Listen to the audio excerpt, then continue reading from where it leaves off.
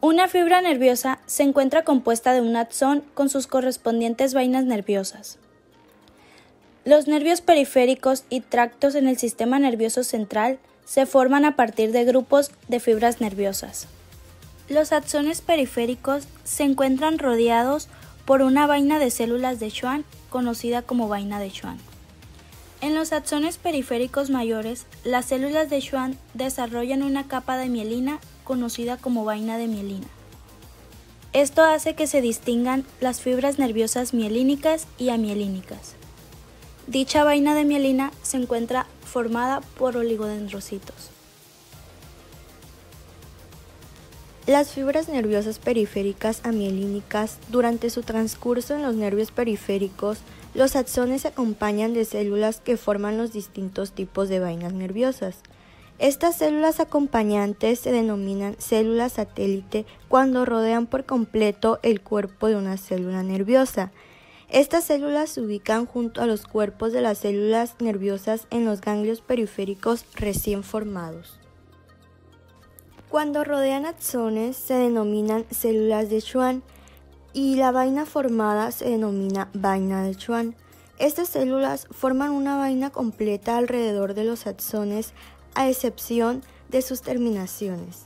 Las células de Schwann ya desarrolladas poseen un núcleo alargado y aplanado y el plasmalema forma una invaginación que rodea el axón.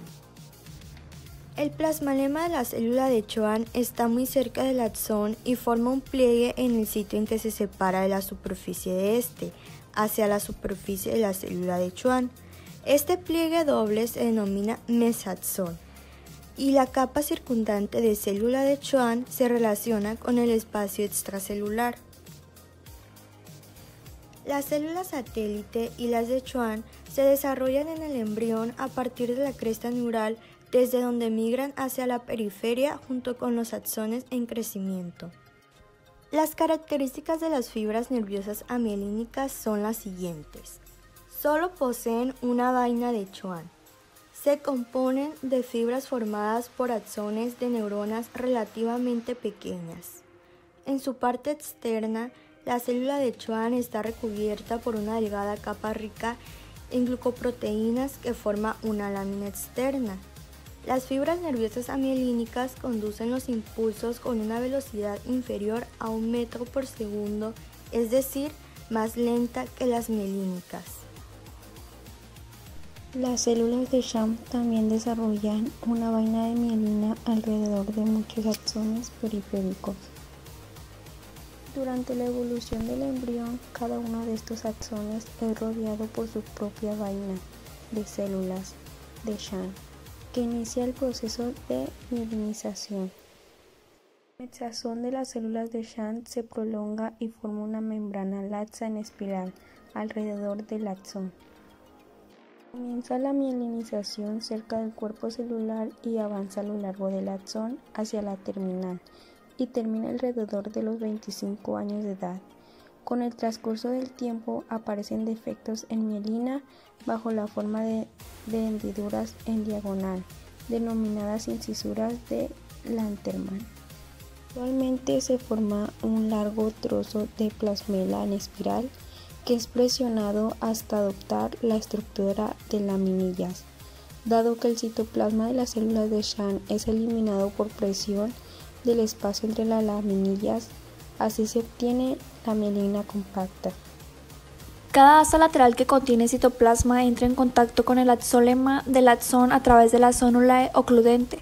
De este modo se sellan los segmentos internodales respecto al espacio extracelular circundante, lo cual representa la base de la difusión saltatoria del impulso, dado que una corriente iónica no puede pasar a lo largo de la superficie del axonema en este sitio, sino por el axoplasma. Al mismo tiempo que se incrementa el diámetro del axón durante el desarrollo, crecen también los segmentos de mielina en longitud y en diámetro, por lo que los axones más gruesos se rodean de segmentos de mielina más gruesos y más largos. En fibras nerviosas periféricas, los segmentos de mielina alcanzan más de 500 de largo, si bien en organismos adultos por lo general miden entre 200 y 500. Durante el desarrollo por lo general comienza la mielinización cerca del cuerpo celular y avanza a lo largo del axón hacia la terminal. El proceso de mielinización comienza al inicio del cuarto mes de gestación en las primeras fibras nerviosas periféricas y no finalizado en el momento del parto. Dado que algunos tractos se mielinizan después, el proceso recién termina alrededor de los 25 años de edad. Con el transcurso del tiempo aparecen defectos en la mielina bajo la forma de hendidura en diagonal, denominadas incisuras Schwemin-Laterman. No son artificios dado que se han demostrado en vainas de mielinas vivas y estudios con microscopias electrónicas, evidencias que representan zonas locales de empaquetamiento incompleto de la membrana. Las laminillas de mielina pasan sin interrupciones a través de ellas, separadas por citoplasmas de las células de Schwann. En los cortes histológicos comunes, el empleo de sustancias solventes de grasas durante la preparación implica que se disuelve en la mayor parte de la vaina de mielina. Solo queda un resto proteico que por lo general apenas se distingue como un delgado anillo que rodea el axón. Desde el punto de vista bioquímico, la mielina está compuesta por alrededor del 75% de lípidos y 25% de proteínas, con el colesterol como lípido unitario dominante. El contenido lipídico confiere a la mielina un aspecto blanco brillante en estado fresco, que representa la base de la diferencia del aspecto macroscópico de la sustancia gris y blanca del sistema nervioso central. La mielina no es un componente estático, dado que sufre metabolismos continuos. Los colaterales del axón emiten un espacio de Rampia. La difusión de un potencial de acción a lo largo del axón tiene lugar, como se menciona antes, de acuerdo con un principio de todo o nada. La iniciación del potencial de acción por lo general ocurre en el segmento inicial. En el sistema nervioso central, la vaina de mielina se encuentra creada por los oligodendrocitos. En la imagen podemos observar la composición que tiene dicha vaina. Estas células no se ubican sobre el segmento de mielina, como es el caso de la célula de Schwann en la periferia. Cada oligodendrocito emite una fina prolongación hacia cada uno de los axones a los que mieliniza dentro de su esfera de acción.